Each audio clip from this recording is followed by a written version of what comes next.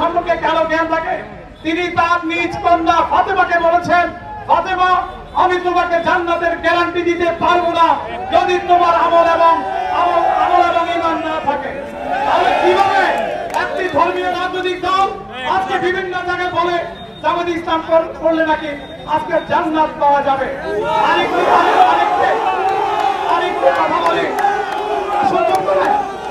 আরেকটি কথা বলি, আমরা মুসলিম, আমরা যখন আল্লাহ পাকের বিচারের মুখোমুখি হব তখন আল্লাহ কিন্তু আমাদেরকে কোন রাজনৈতিক দলের মধ্যে ডাকবেন না, আমাদেরকে ইন্ডিভিজুয়াল আলাদা করে এককভাবে এক একজন করে আমাদের হিসাব নিবেন।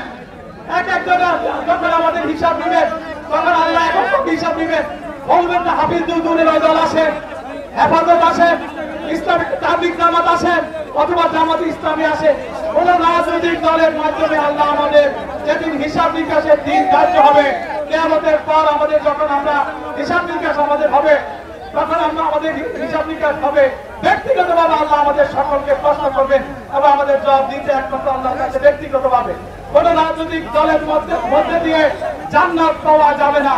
জান্নাত পাবেন আপনার ব্যক্তিগত ঈমান এবং আমল কতটুকু আছে সেটার উপর আপনি জান্নাত নির্ধারিত হবে আগামী দিনে।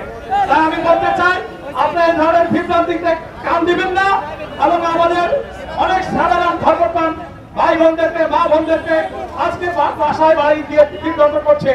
আমরা আগামী দিনে আমাদের নেতা মাননীয় ভারপ্রাপ্ত চেয়ারম্যান তারেক রহমানের যে নির্দেশনা 31 দফা রাষ্ট্র সংস্কারের কর্মসূচি এবং আগামী দিনে আমরা কি ধরনের বাংলাদেশ চাই, আমাদের নেতা তারেক রহমান বলেছে